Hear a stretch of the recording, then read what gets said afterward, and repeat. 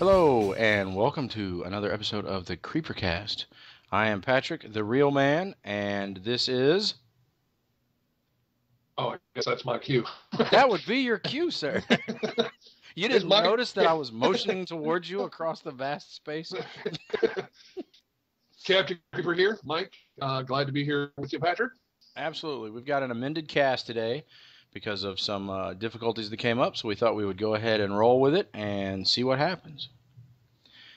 Tonight we are talking about Contracted, the 2013 independent horror movie that is starring Nahara Townsend, Caroline Williams, Alice McDonald, and etc. It is made by writer-director Eric England.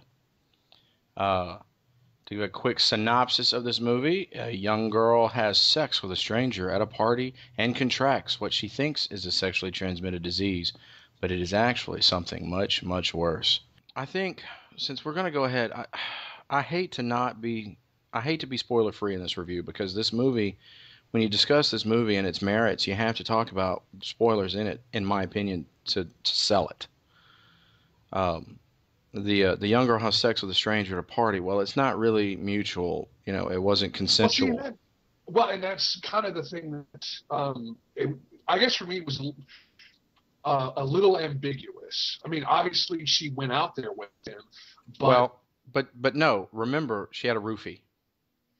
But do we know that? Yes. I mean, we do know that because the drug dealer said that I think I sold that guy. Oh, right. Okay, right. Okay, but even then, you got to remember, and I don't know how many women you know when they go to the club, she broke the cardinal sin of being at a party or being at the club. The guy walked up and said, "Here is your drink." And she said, "I don't remember having a drink." And he said, "Oh, yeah, I'm sure I saw you drink out of it." Boom!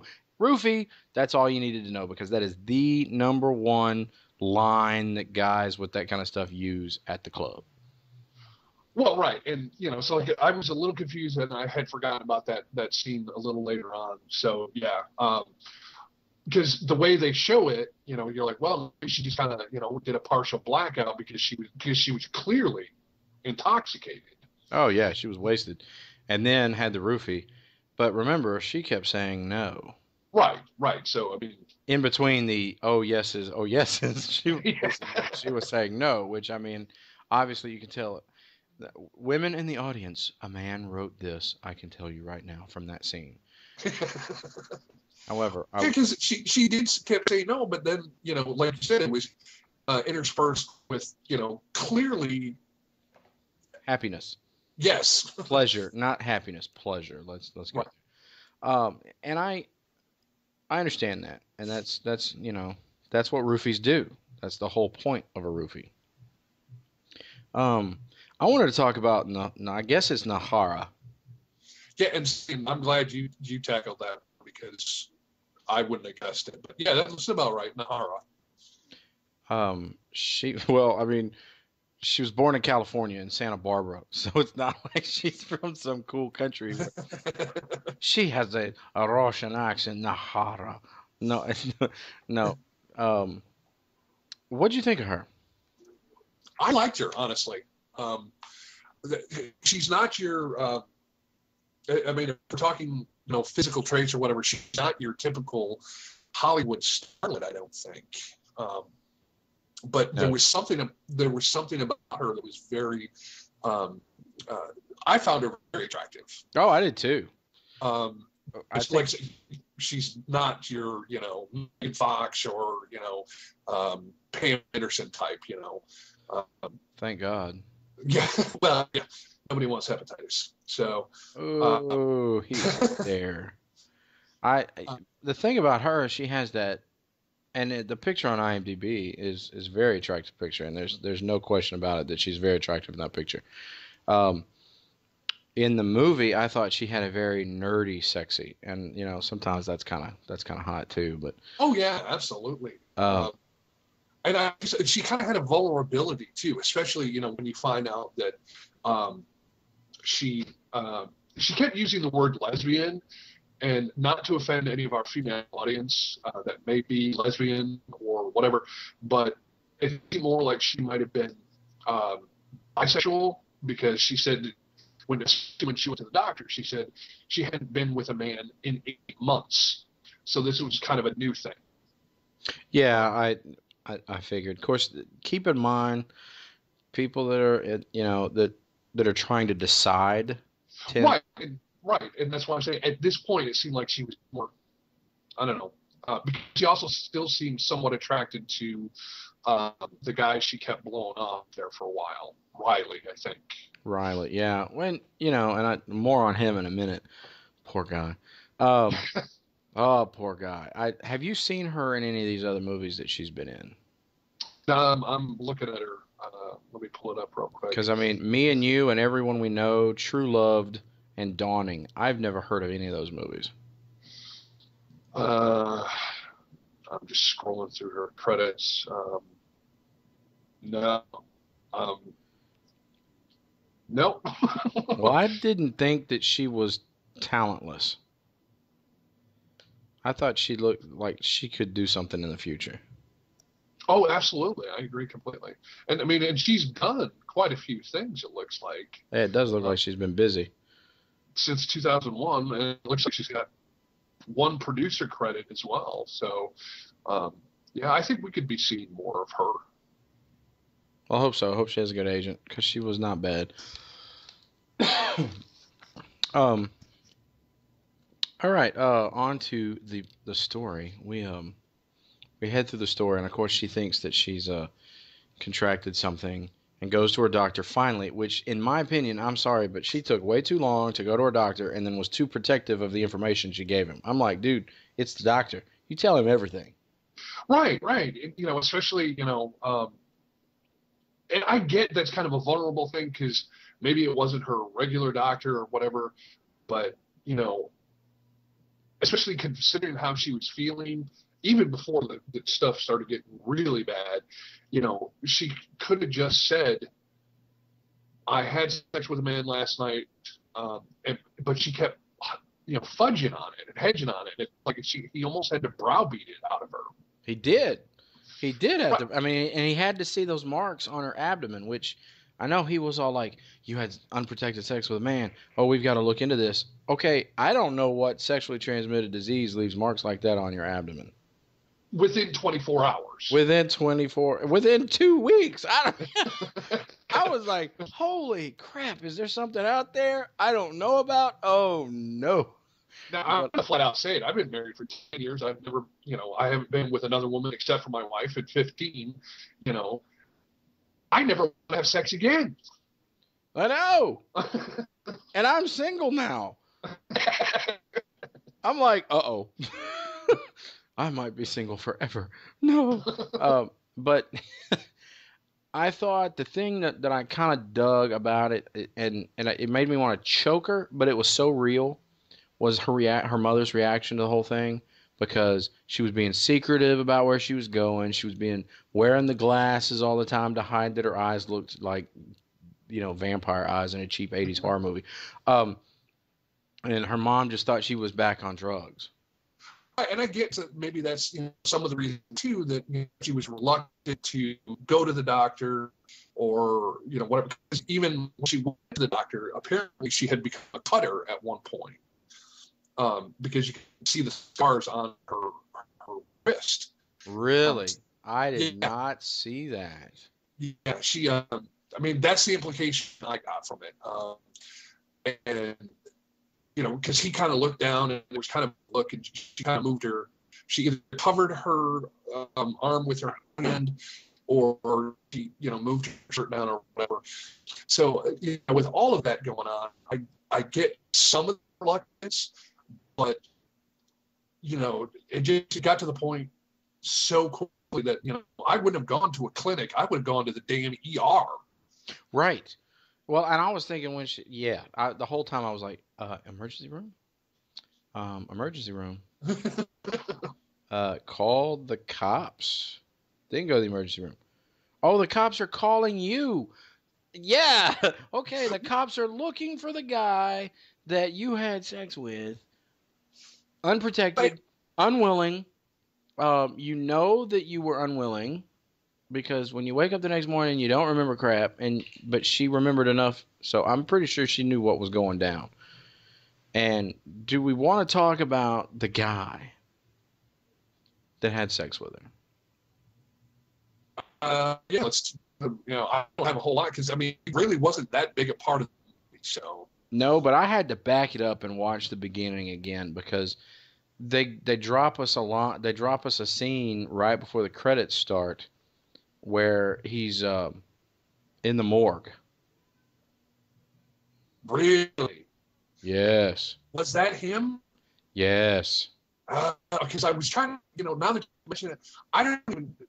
I kept waiting for. I thought that was like how you get the movie, you get the cold start at that's technically the end. I thought that was like a flashback because honestly, I kind of looked away for a second. I'm like, oh, we're in morgue. There's a body bag going in. I'm like, okay, we'll probably come back to this. And actually, that's where I thought the movie was going. Yeah, you thought that was going to be the ending, and I did too at first. And then the credits played and the movie started, and I said, "Wait a minute." I didn't see any resolution of that, or like 6 weeks before, or 6 minutes before, whatever. I was like, okay, so I backed it up and I watched it again, and that guy was doing some freaky deaky with the corpse laying on the gurney. That explains partially how this whole thing could have started. Then. That's So, okay. what I was gonna say. I think that's where this virus comes from, is the fact that he was doing the freaky deaky with the dead bodies, and maybe lots of them. And very possible. And it seems weird that, and again, I'm not a psychology major or anything, but it seems to me that somebody who has that predilection towards, necrophilia, we'll call a spade, Right. Generally, I wouldn't think they would be attracted to, because she was even drugged, she was moving around and making noises of pleasure or any noise. It seems to me that somebody who's attracted to the necrophilic lifestyle wouldn't drug women and rape them. But again, I don't know. Yes, but I also got a feeling from something during that scene, the rape scene, because it wasn't very violent. Because obviously he used the roofie, but he also wasn't enjoying it. There was no pleasurable look on his face at all. And then we get back to the whole thing. Why was he doing it? I think he was doing it to spread it. I think he was trying to. I think he went out specifically to infect somebody. Okay, I could buy that. I definitely could buy that. I think, and I'm really afraid that when we get to the end of this, that we're gonna throw spoilers out there on this one. I really feel that coming on, because without saying it at the end, I think we don't do the movie justice, and I think we need to. But that's just me. Going back to the movie itself.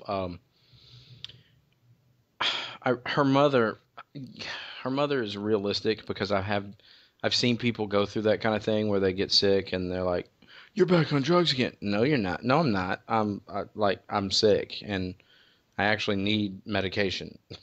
No, you're not. You just want it again. What, and that's the way people respond that are around users. But it was clear there were, and we got this right towards the end, that the mother had some issues too. Because she talked about. Well, she's an alcoholic and she was a hoe. Yeah. So, not an ideal situation for our lead character. No. No, and obviously there'd been men in and out of the life, and she was grown up in a situation that wasn't very stable, and how about this plant that she was trying to nurture? Obviously, it's for a contest. She's trying to grow this plant in the back of the house. She's got this closet that's got UV lights and stuff in it, and it's not marijuana. It's some kind of fancy crossbreed, something that everybody was excited to see. And the thing that really that surprised me was I thought it was like this is a big deal. This whole time, did I get in? Did I get in? Did I get in? I thought that was something that was going to get her accepted into a PhD program at USC or something, where they're studying this crap. And all it was a contest. I felt actually a little let down on that one.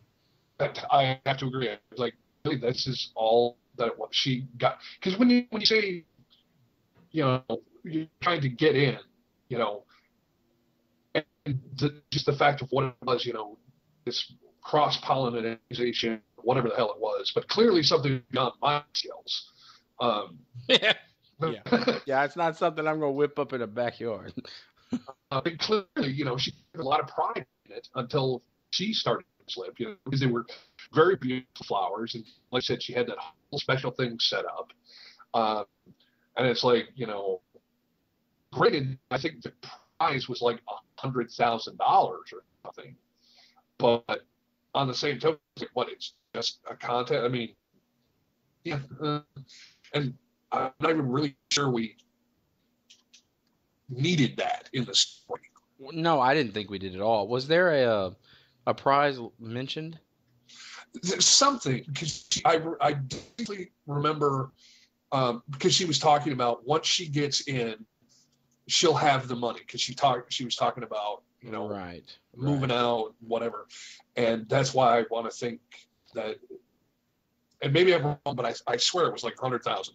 But maybe it was a competition, but I know that composers used to do. Now this is going back. This is my music history right here. Composers, before they got famous, would enter these contests, and when they won, they would get a publisher, and then all of a sudden people would start hearing their music, and some of them got famous and some of them didn't. But I'm wondering if maybe this is one of those things where if you get into this contest, then that is when doors open up because people take you seriously. And it's possible. I mean, and again, because it's simply something completely outside my realm of knowledge or experience or whatever. So, but it was obviously important to her. Oh, yes. And, again, the plants were beautiful and whatever until, everything started to slip. Well, and I love the clues that are dropped that I didn't realize were clues being dropped until, the end of the movie. And it kind of all clicked for me, kind of like, well, I'm not going to say it, but I was like, oh, that's what that was about. Like the heart rate being really slow when she went to the doctor the first time. And the not being able to feel hot water. Yeah. Now, we didn't talk about the blood. It was brutal. Oh my God, she goes to the bathroom, and let me just tell you, if you don't like seeing blood in the toilet, viewers, don't hit the fast forward on that one. But that was well, and that's then again okay.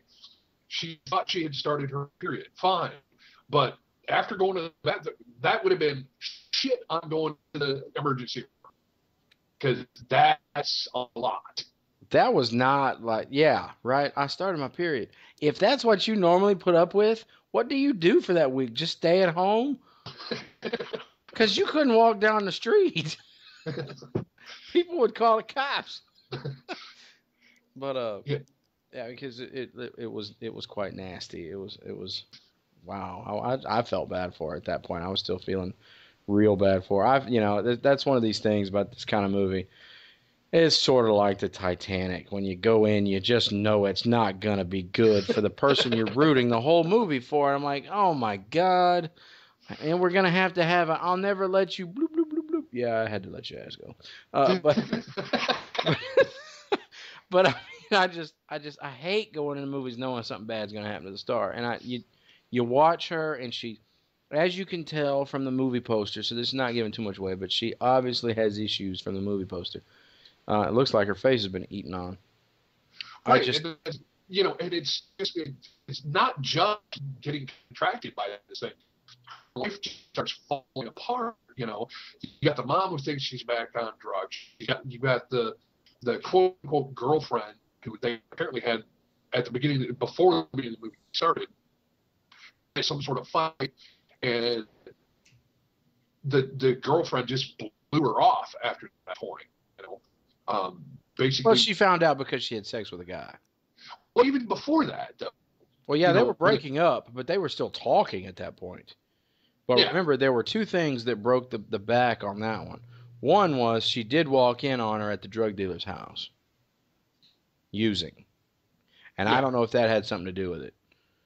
Because I know that if I walked in on somebody that I was dating and had been having trouble with, if I walked in on them having gone back on the wagon of drugs, I'd kick them to the curb too.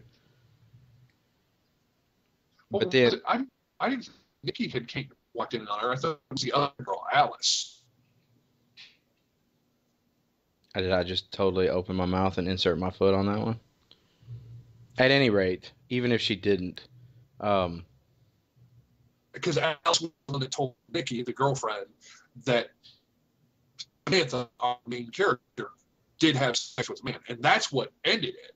But like I said, even before that, it was, she was kind of being a bitch. She was being a bitch. But then again, that's what exes are.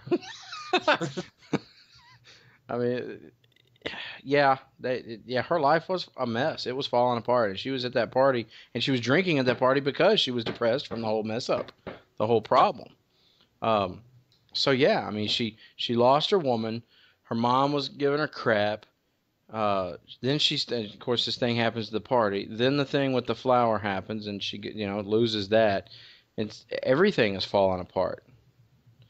And now, before we get to the ending of the movie, I thought this movie looked fine. I thought it sounded good, looked good, acted well, good writing. Nobody screamed at me, "Oh my God, please take a couple more classes before you audition for another part." No, I agree. I thought it was considering, some of the independent films that we've seen, it was well done. Yeah, I mean, to me, this was independent only in the fact that it didn't have a name on it. It was not low quality at all. You don't see a boom mic. You don't see these shadows that shouldn't be there because they didn't have the money to reshoot. You don't have the funky. The thing that gets me about the really cheap ones is the sound quality. You can hear the echo of the room they're in, and that kills me. When I hear echo in the room they're in, you've killed me on wanting to watch the movie because it just feels like it's cheap. I'm like, okay, fan fiction is better than that. They don't have echo, so why can't y'all? This movie didn't have any of those. Yeah, this movie didn't have any of those technical problems. The people knew what they were doing. They were competent. To me, everybody that was associated with this movie seems up and coming. Oh, absolutely. I didn't see anything in it that just made me want to cry. Eric England. I think I don't know how much body of work he has as a director, but I think he's going to be fine. The other stuff he's done, Madison County. I saw that when I was working at the. I didn't actually watch it, but I remember seeing the DVD on the wall when I was working for Blockbuster. Chilling Visions. See, I've never heard of any of these at all. I don't know anything about them. But I will say that, that just makes me happy because that means that the guy's going to be out there and he's going to have some more stuff for me to watch later. Exactly. And I hope to be able to. He's making a movie right now. The Settling is in post-production. It's a short. The Sirens is announced, and Hellbent is announced. So, The Trick or Treater. Have you heard of that? That sounds familiar. Hostile Encounters. Well, there was a movie called Trick or Treat, and they've had a couple of those. Yeah, that's what I've heard. That's what I've heard of. Never mind. Oh, and it looks like he has been using the same cast of characters.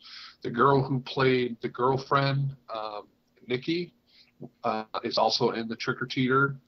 It looks like our drug dealer was also in that. Charlie Coons? Yeah. Yeah, he looks familiar to me, actually. I don't know why. Yeah, I'm looking at his page right now, too. Yeah, we're heavily researched before we hit the record button, ladies and gentlemen. We have all of Oh, this information memorized. We just don't want y'all to be intimidated by that fact, so we act like we're looking it up as we go. uh, um, he was in Rubber. Yes, I was just going to point. Oh my God. I have not seen it, but I know of it. So, but no, I thought technically acting all that I thought it was all fine. How about the Yeah, ending? Oh, I'm sorry. Go ahead. Go ahead. Go ahead. I was just going to agree with you again that overall it was you could have watched this at the big screen on the IMAX. I mean it was well acted, well done. No weird. I mean it looked like maybe the some of it was lower budget just simply because um, for the camera shooting, but it was still fine. Yeah, and I watched it on my computer. My old monitor, my good monitor blew up, so I had to put my old monitor back on it, and I realize now why I bought a new monitor. Um, it was like I felt like I had cataracts. Everything was just fuzzy. I was just miserable the whole time. But even with that, I thought I was watching some pretty good quality stuff. Nothing bugged me. Um, what'd you think of the ending? Um, well, by the time we got there, I kind of saw where it was headed, um, just because of what was going on. Like you were saying, some of the clues dropped throughout the movie, um, and I thought it was refreshing, because usually when we see this type of movie, what we saw this whole 2 hours or hour and a half, we don't get to see. Right. We get it mentioned. This happened, or we see a quick 30-second, cutscene, and then we get into the heart of the movie. This, and I guess, are we going to spoil this? Well, I was going to say this was the musical montage during the credits that set up what happens was what we got to see in a whole movie. And without revealing anything, before we get to that, I felt that the whole movie was vindicated and made and enhanced by its ending. If you start this movie, finish it, people, because the ending is what sells the whole thing, and it makes you sit back and go, wow, that movie was a whole lot better than I thought it was during the movie. Oh, I agree with you. I was not liking the movie until the ending. I was sold on it. I was, watching it, but I was not going, I can't wait to see what happens next. And then when the ending happened, because it was late, I was tired, I wasn't really thinking about the clues too much. I was like, these are all clues, it's leading somewhere, what's going to happen, what's the final answer going to be? And it actually was that, and I was like, wow, that vindicates the whole movie, and that makes the whole movie 10 times better because of the ending. Good job writing. I liked that. Now, what I would like to say right now is if you want to be spoiler free, if you want to watch this movie and don't want to know the ending before you go in, hit stop right now. This is your warning because we are going to discuss this because I really want to get this said and discuss it, and we might as well let y'all hear it if you want to hear it. So I am blown away by the fact that we got to see ground zero of the zombie apocalypse. Exactly, and that's what I'm saying. This is stuff that gets referenced in every other movie. And it's not monkeys, and it's not something from, some virus from the Middle East or India or something that appeared in a small village in the mountains of China. This was some messed up stuff in Southern California, and it has screwed over the world, and I'm digging it. I love it. This movie to me was like Deep Impact versus Armageddon. Those movies came out within 6 months of one another, and they're about the exact same storyline. The story is Earth is about to get destroyed by a big asteroid is going to wipe it out. And Armageddon is the action movie that takes us out there to blow it up, and Deep Impact is the psychological that tells us what the people are going through on the planet during the problem. Exactly. And this is so refreshing that it was not, like I said, not a musical montage or some guy in a lab getting bit by a chimp and he goes crazy, or a monkey.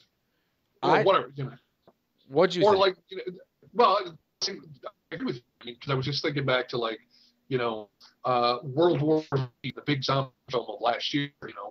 We don't see how it happened. They kind of talk about maybe how it kind of happened. We don't see it. Because they don't even know. Right. It's just like, bam, it starts and all of a sudden the zombie apocalypse is, everybody's turning into zombies. Which I kind of, now, on the flip side of that, I have to tell you, I kind of like that too, because that means we can have sequels that deal with trying to find out where it started and stuff, if they so chose. I dig that, but you're right. This is so totally different to me, and this could be, you could say, this is the prequel to The Walking Dead. This is the prequel to something. It could pick any number of them, and it could be the prequel to it. I just thought this was phenomenal. I was blown away. I mean, because in any of those, The Walking Dead, World War Z, whatever, we don't know how it started or how it was, passed from person to person other than the bite. And this is like,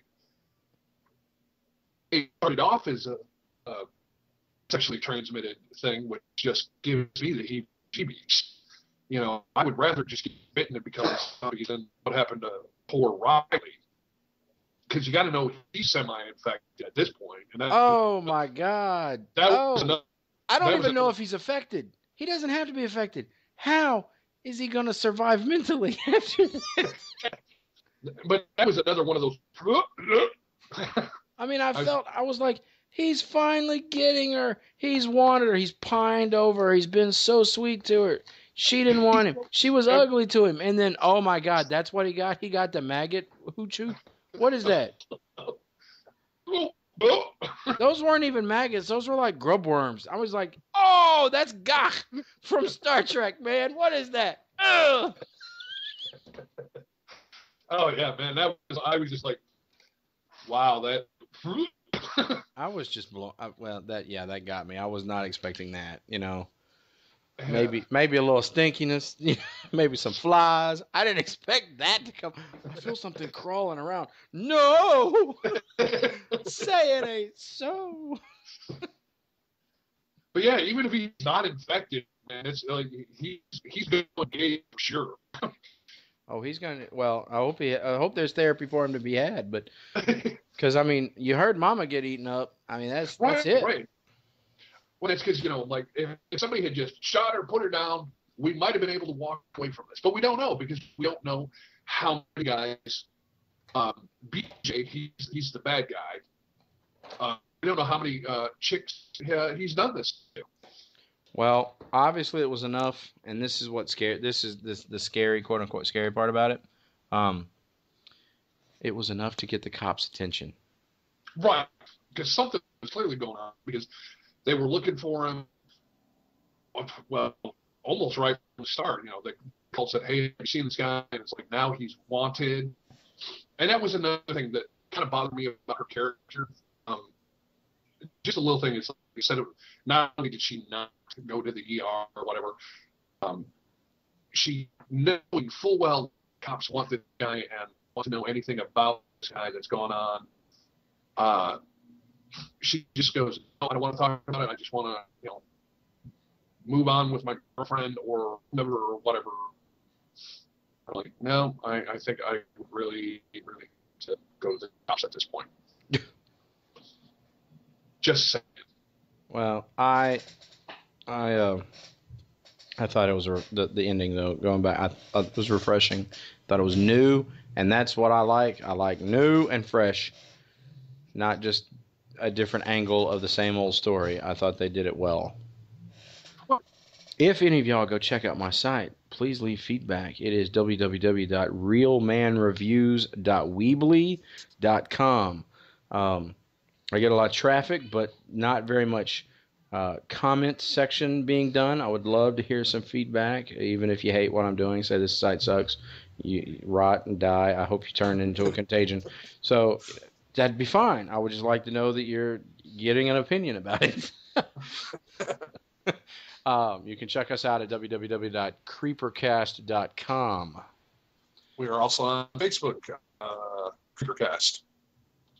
And Twitter? Twitter, we are on the mobile app Stitcher, or at least we were. Google Plus too, I believe. Awesome. All right. Well, now that you have every way possible to contact us, shame on you if you do not. We love feedback, good and bad. We're critics. We give out the negative. We can take it as well. So until next time, Captain Creeper. I'm out. This is the Real Man, and I am out keeping it real. So good night. Good night.